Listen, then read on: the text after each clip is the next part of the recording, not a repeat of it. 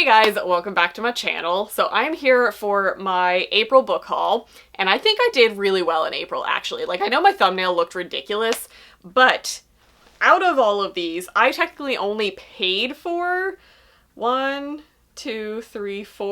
four of them. Hell yeah, yeah, that's pretty great. And when I tell you the prices, you're gonna be like, whoa. So technically, if you watch my channel, you know that I got more than these books that I'm hauling. So this is not including all of the subscription boxes that I work with. So all of those books you've already seen me haul and talk about, so those won't be included in this.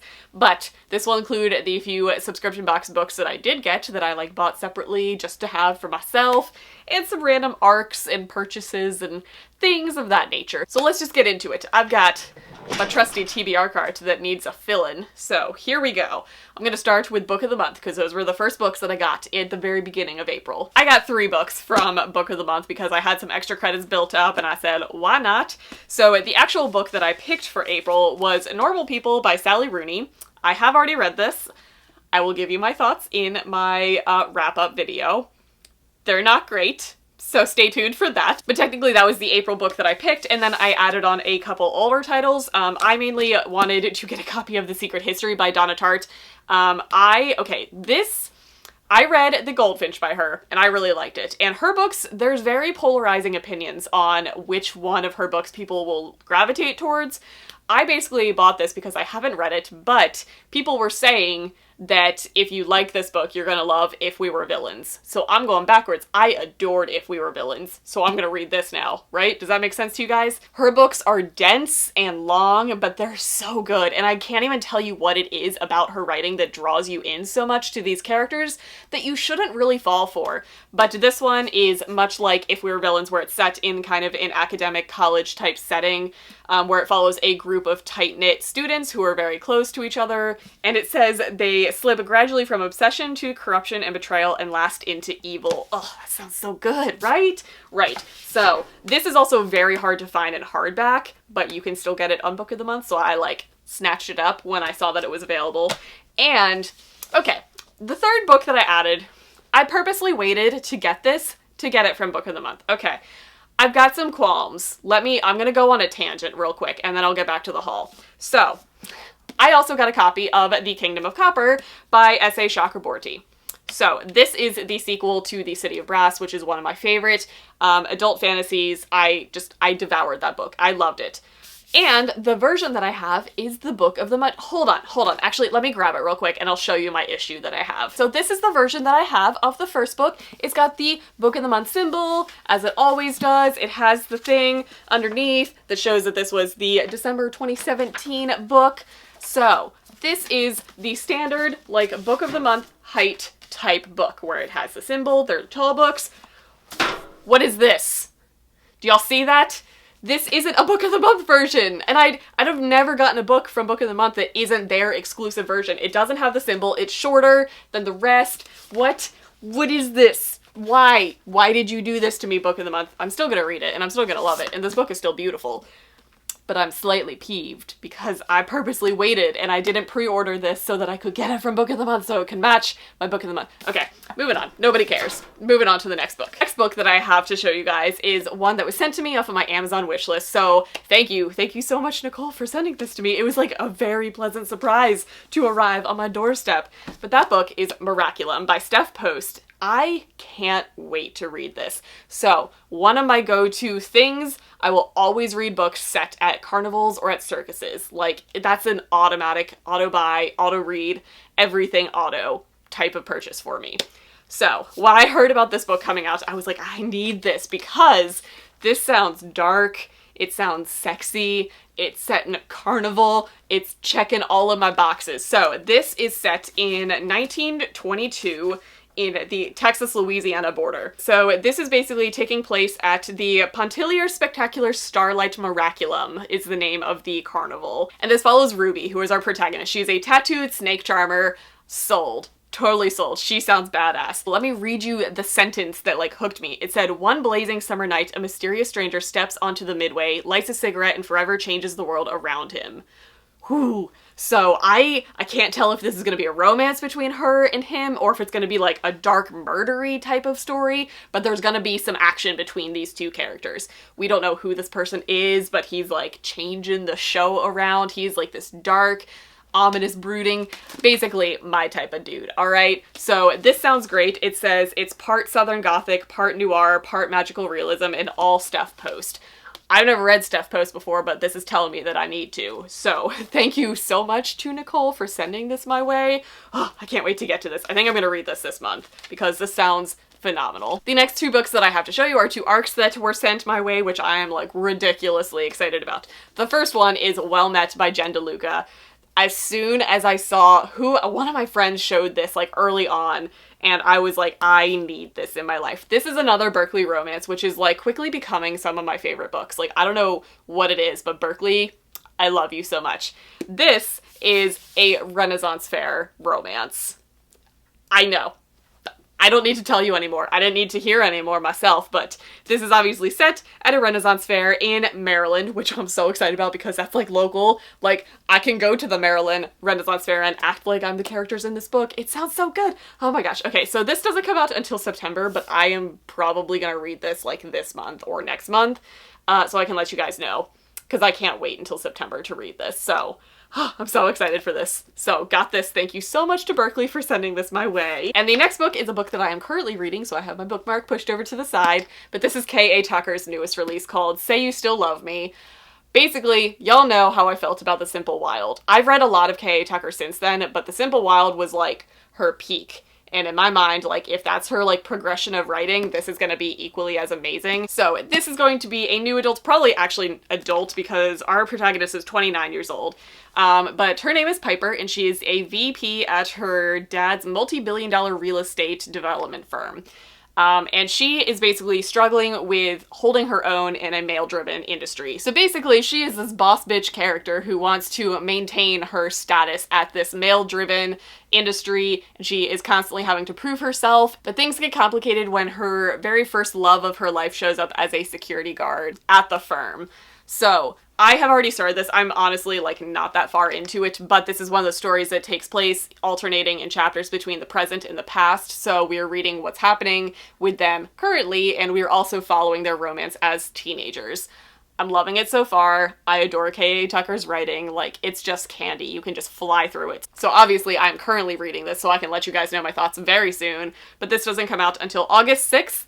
But like I said, I'll be talking about it sooner than that. So I just want to say thank you so much to Atria Books for sending this my way. This was like one of my most anticipated releases. So I'm very excited to like literally be holding it in my hands. It's a big deal, okay? I'm real excited. Okay, and the next couple books are books that I got in book boxes that I just unboxed for myself. They were boxes that I purchased just to try out on my own without having to like film a full unboxing, because I very rarely open book mail not on camera, and I just wanted the experience every now and then. So there were a couple boxes that I want to try out, and the first one was Bay Crate. So I got Bay Crate's very first month, and the book that was in that box is Meet Cute by Helena Hunting.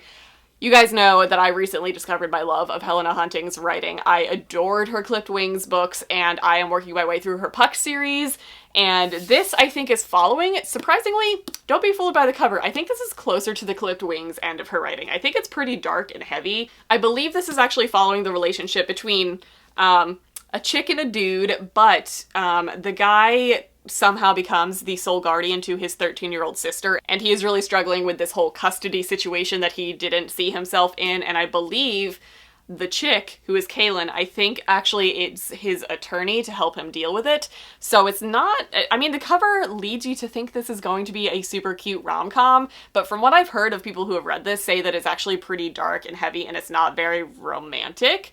So maybe should have done a different cover, but either way, it's Helena Hunting. I'm gonna read her writing, like, regardless. So I'm very excited to have this. Also, it looks bright and happy. It looks like a summertime read, so I'll be getting to this sometime this summer. Next is Owl Crate, as everybody else seems to get in the world, so that's not a shock to you guys that I got to the Owl Crate version of Wicked Saints by Emily A. Duncan. This was one of my most anticipated books of the year, and I'm honestly terrified to start it, because, like, I have really high expectations for it, because this totally sounds like my jam. This is very much an anti-hero, dark Victorian fantasy, and I'm so ready for it, but I'm also like very hesitant because I'm scared that it's gonna not be as amazing. But first of all, can we talk about the spine? This is one of the few, okay, I understand it's supposed to be very demonic looking, which fits the tone of the story. I don't love this Owl Crate cover. I actually think I like the original better, where it's like the white with the blue tones. This one, it might fit the story better. After I read it, I might change my mind. But the spine, though, am I right? Ugh, it looks so good. Okay, and the next two books I got in my Unicorn Crate. I randomly decided to purchase the Unicorn Crate because they announced their theme for the April box, and it was Animal Companions. I needed that. It was just a splurge, last-minute purchase that I made earlier on in the year that I was just like, I need that. That if there's ever a book box that is going to be curated for me, it's going to be about people and books and their animal companions, right? So I also got it because I kind of knew what the book was going to be, and it goes hand in hand with the book that I just read, which I'll talk about in my wrap-up. But the book in that box was Through the White Wood by Jessica Leek. This is a kind of a companion type of novel to Beyond a Darkened Shore, which I read with my book club in April. So I was very excited to read that and just be able to immediately jump into this. I haven't started yet, but her covers are gorgeous. This is so beautiful. I believe this is following closer to Russian folklore. I might be mistaken about this. Beyond a Darkened Shore was very Celtic, Irish, Viking inspired mythology behind that story.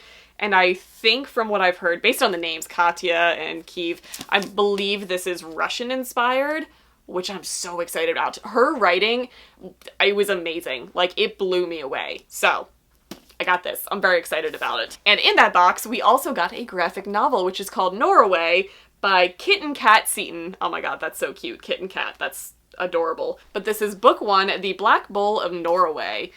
And I haven't even read the synopsis of this. Hold on. Okay. This sounds different. This is following Sibylla. I don't know.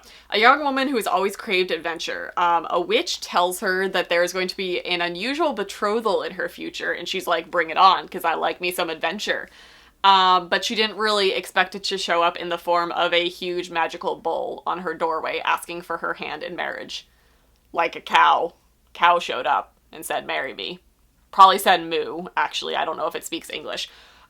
So cool. So I looked up some of the reviews, and it sounds like this is actually based on a Scottish fairy tale, which I'm down with. But a lot of the reviews and kind of the vibes that I was getting from the synopsis sounds like it also has some Beauty and the Beast type of situations, and he's magical. Maybe there's a man in there, we don't know. Hopefully it's not gonna get into some bestiality stuff, but I will let you guys know. Considering this came in a YA book box, I'm gonna go with no.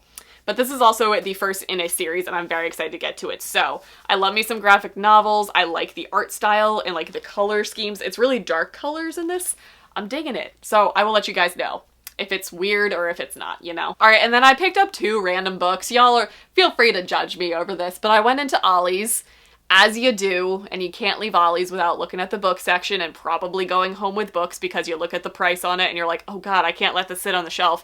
Then it sits on your shelf forever, and then you unhaul it like a year later. So you guys know that I've been talking about reading romance and discovering my love of romance, the whole genre, and falling like face first down the rabbit hole with romance. So I'm in this weird point where I'm literally just picking up anything that seems somewhat good. So I picked up two books from Ollie's that are the third and fourth book in a series, but they were $1.29. So I'm like, I can find book 1 and 2. I can probably find them on like the Audible romance package for free. So I got Full Contact by Sarah Castile and Fighting Attraction by Sarah Castile. Do you guys love some abs on your covers? Because I'm starting to appreciate it. Not really, I'm gonna be honest, I'll never read these in public. But these are, it says 50 Shades of Grey meets Fight Club. I don't know. I think this is obviously like boxing or it's MMA romance. I'm down with that. Yep, bring it on. So I believe Full Contact is book 3 and book 4 is Fighting Attraction. I will find out what books 1 and 2 are, read those first, and then get to these. I can't even see the end of my cart. There we go. I filled it up nicely. So that is actually it for my April book haul. I know that still looks like a lot of books, but when it comes down to it, I only technically purchased like this last section of it. So that is going to be it for my book haul for April. Make sure you guys hit subscribe because I am filming this on May 1st, and I have already gotten 4 books for my May book haul, which means it's not boding well for my haul at the end of the month. So stick around for that. Let me know down in the comments what you guys got. Like, what was the most exciting book that you got in the month of April? I want to know. So that's going to be it for this video, and I'll see you guys in my next one.